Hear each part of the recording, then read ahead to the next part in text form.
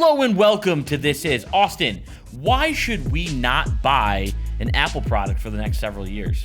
Because Tim Cook has enough money. Thank you very much for watching. Subscribe to This Is for other pearls of wisdom like this. No, look, there is a huge transition, of course, that we all know is on the way. Intel processors are on their way out of Macs as we know them, and instead, Apple Silicon, basically the big brother of the iPhone and iPad chips, are going to now be inside of pretty much all Macs within the next couple of years. This, I think, is a good thing. I'm excited to see what they're able to do. But what leaves us in a little bit of an awkward predicament, because should you go out and buy yourself a Mac today, they've got some good deals. I'm looking at the site right now. You can buy this MacBook, the base model, provided that you have an education discount, which is not that hard to get, for $900, and you get a free pair of AirPods. That's a pretty good deal. With engraving. The problem with Wait, is engraving free? I think it's Oh, I is think it I'm really? pretty sure engraving is free. I okay. mean, whatever. I haven't gotten something engraved in them. I have my since, iPod. My iPad. Yeah, my like iPod Nano. Yeah. My iPod I got engraved. Yeah. The problem with the base, any of the base like 13-inch, I think the 15-inch are the same way. Right now, they are so out of stock. It's like a minimum of like a month out to get the base stuff, which is normally what you could just go to the store and pick up right away. Now, if you were gonna spend the extra money and get like a fully tricked out 15 or 13, those are available right now, but a lot of people aren't doing that. Yeah. So like unless you're a content creator or graphic designer, you really don't end up doing that. Now, the predicament that we're in is, like you say, should I buy an Intel based Mac right now? And I say both yes and no. So That's not helpful at all. I was gonna explain. Okay, go ahead. So for their laptops, no, I do not think you should buy any Intel-based Mac. I think So you're just at all. So don't buy your $900 MacBook Air. Don't get your free pair of engraved AirPods. Hold out and wait. That's your move. At least not a brand new one. Like if you can get a good deal on a used one, go for it. Where I do think it still makes sense to buy an Intel-based Mac product is with like the iMac. I don't think right now I don't think anyone should buy an iMac Pro. That just hasn't been updated. But like the new... So I'm getting flashbacks. I'm getting flashbacks of grinding in the background. I'm getting flashbacks of our Apple tier list right now. Yeah. It's very similar to our Apple tier. We have to be careful not to like disagree with what we said in the past. I mean, that's what we said. But like we never know, because we all like whenever we do like we talk about like Apple, it's like, no, you shouldn't buy this until they refresh it, and then they refresh it. Yeah. So like they just recently refreshed the 21.5. So basically the iMac now has all been refreshed with 10th gen processors, new graphics. I think they have like 10 gig Ethernet as an option. You can get that the nano texture, which looks amazing. It's $500 though. Very expensive. But it looks so good. Yeah. Now, like I saw that and I immediately said, I want that. And I think the way that they're gonna phase in their Apple Silicon is gonna be through first the MacBook Air, and then kind of move up from there. But I don't think that's gonna be the case for like the actual powerful iMac. So I think a big question right now is, we all know Intel is on the way out of Macs, right? They will continue to support it. So if you buy that $899 MacBook Air or a Mac Pro or literally whatever, you're going to continue to get OS updates for the foreseeable future. 3, 4, 5 years seems reasonable, right?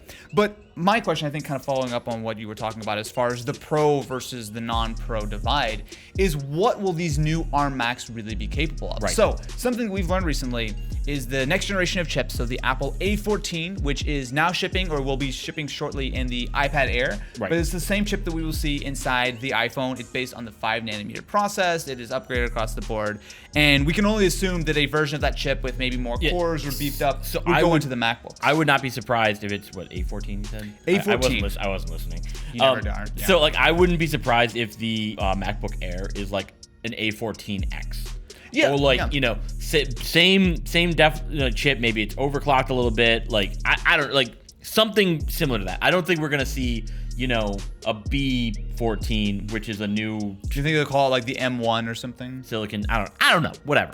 Doesn't matter. Silicon. And that's my prediction. So you think basically when you go between an iPad and a MacBook, it's essentially got the same spec inside. It's just what operating system it's running and what kind of chassis it's in. Yeah. So, okay, I can believe that to a degree. I do think it would make sense if I'm Mr. Tim Cook and I'm setting my product.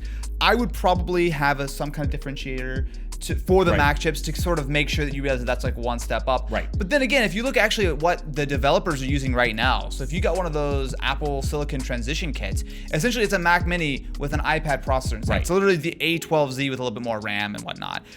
I'm curious to see, one thing I'm slightly worried about, and this is a very small worry. If you look at what that iPad, the iPad Air with the A14, which is, regardless of what they call it, is similar to what we will be getting on these new Macs, it's not a massive improvement. So they were quoting they would be like 20, 30% better than the last iPad. That was an A12, right? That was a 2-year-old processor. So the actual differences between what we have now in the current iPhones and the current iPad Pro and what we may get with this next gen isn't going to be massive, right? So I feel like it makes sense to lower expectations a little bit because people think that these things are crazy powerful when there are some pretty severe limitations. I'm just looking at these the same way that like when we used to have like just a regular MacBook, like the 11-inch MacBook, which was what, an M3 Intel M3. It was a fanless Core M3, M5. Yeah. So like totally different class, you know, not like, and that's what I'm envisioning for these. And then when we do finally get the MacBook Pro, that will be their Intel competitor, you know, spec thing. But when you look at something like the MacBook Air, so many people use that just for Safari, just for email, just for iMessage. You don't need like a processor that you need the extra power of like a MacBook Pro or something. If you have the same power as an iPad, but with the full experience of macOS, that's worth it to a lot of people. Yeah. So that's why I think it's going to be about a year before we actually see that real differential. What it's going to come down to is what the actual capabilities of these are right now. Which are going to be high. We know that based on that developer transition kit. The iPad processor, 2 years old right now, is still capable of like multiple streams of ProRes and Final Cut and all these things. We know that it is powerful, and anything that will come out, even if it's not a huge jump, will still be an improvement. We know that on the hardware side, but for me, it's going to be how is the software implemented. We know that they're saying, all right, seamless transition, but that's, you know, marketing speak, whatever. Yeah.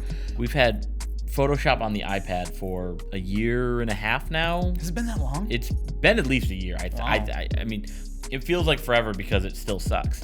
So now, tell me how you really feel. It's horrible. It can't do basic things that were in like Photoshop 1. So I think the best sort of analogy for what we can expect out of these ARM Macs would actually be to look on the Windows side. Okay, so here's the deal. Right now, the Windows on ARM experience is definitely suboptimal. Most apps just simply aren't being built for it. The hardware is fine. It might not be as powerful as a Core i7 or something, but the hardware is fine, and there are advantages.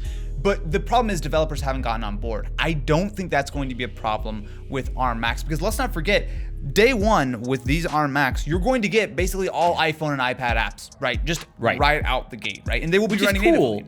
Except, you know, when you're trying to use Instagram on a like Instagram still doesn't work on an iPad. The thing is, so I do think that the developers will pick up the ARM Macs fairly quickly, right? Since that is definitely going into the future.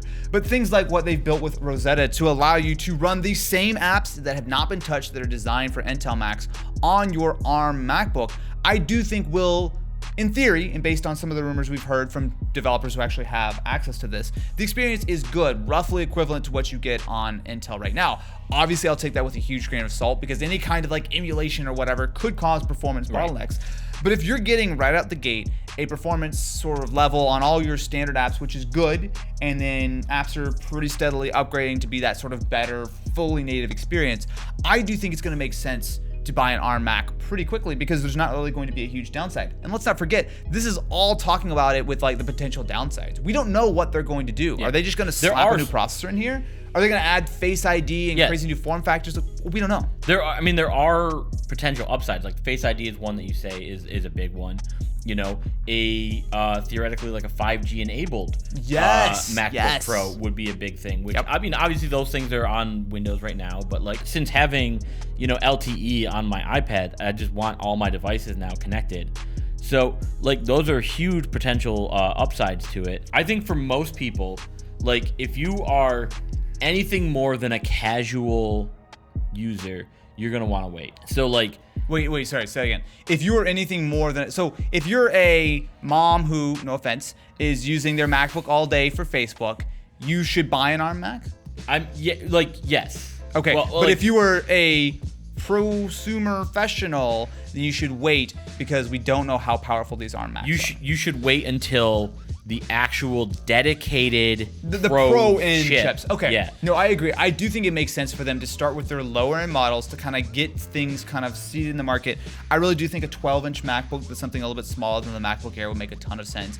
And then over the next year, 2 years, they'll sort of fill out the range. I think it's really hard to recommend you right now to buy an Intel Mac. Yeah. I think it's very difficult to get my head around that. I mean, it's fine. It will continue to work. But we're now, likely a month, 2 months away from really seeing what these first sort of generation of ARM Mac or Apple Silicon MacBooks are going to look like. And I think that if they suck, buy an Intel Mac or buy something used, which is probably the better move, like something refurbished. And if they don't suck, then congratulations, you successfully held out and you have now a much more powerful computer. But let us know what you think about the Apple Silicon transition. And is it time to buy a Mac? Is it time to buy a Windows PC? Is it time to switch to Chromebook? That sounds like the title of our next video. Thanks for watching. Make sure to subscribe. Although we won't necessarily make the Chromebook video. No one likes Chromebook.